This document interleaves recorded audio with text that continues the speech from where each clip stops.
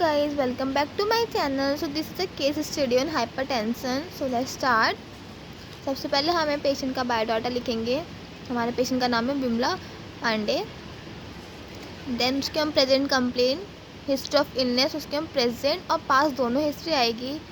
Then फिर हम इसमें सर्जिकल हिस्ट्री डालते हैं. फिर फैमिली हिस्ट्री आती है हमारी. इस टाइप से हमारा फैमिली हिस्ट्री और फैमिली ट्री बनेगा.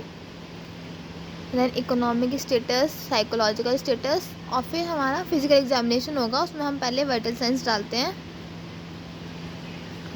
फिर हमारा general opinions, mental status, skin, head, face.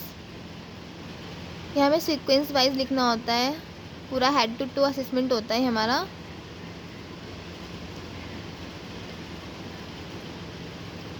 फिर इसके बाद हमारा डिसीज़ कंडीशन, जैसे हाइपरटेंशन है तो उसको हमें पूरा एक्सप्लेन करना है with anatomy and physiology. So this is anatomy and physiology of hypertension. Incidents लिखते हैं. फिर हम उसके कॉजेस लिखेंगे इन बुक पिक्चर और इन पेशेंट पिक्चर. देन हम रिस्क फैक्टर को मेंशन बैक करेंगे. ये हमारी पैथोफिजियोलॉजी है हाइपरटेंशन की. देन क्लिनिकल मैनिफेस्टेशन, जिसे हम साइन एंड सिम्टम बोलते हैं, ये भी हमारा बुक पिक्चर और पेशेंट पिक्चर के अकॉर्डिंग आएगा. फिर हमारे जितने भी इन्वेस्टिगेशन होते हैं हम पेशेंट के कराते हैं वो मेंशन करते हैं. उसके बाद हम कॉम्प्लिकेशंस, देन मैनेजमेंट, हमारा मेडिकल मैनेजमेंट आएगा यहाँ पे. और if there is surgical so we will mention surgical management. Then prognosis according to patient condition.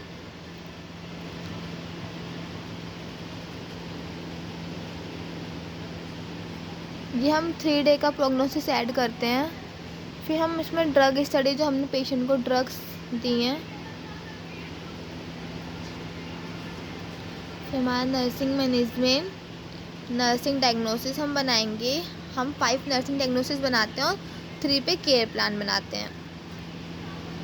So this is our care plan.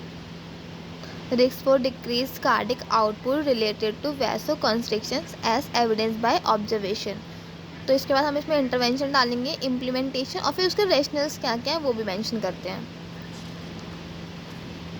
फिर हमारा सेकेंड है altered body temperature related to hypertension as evidence by vital science. So इसका भी हम पूरा implementation, rational सब mention करेंगे.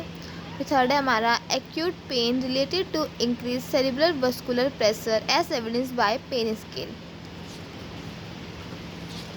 Then उसके बाद हम हेल्थ एजुकेशन देंगे पेशेंट को, उसका डाइटरी मॉडिफिकेशन.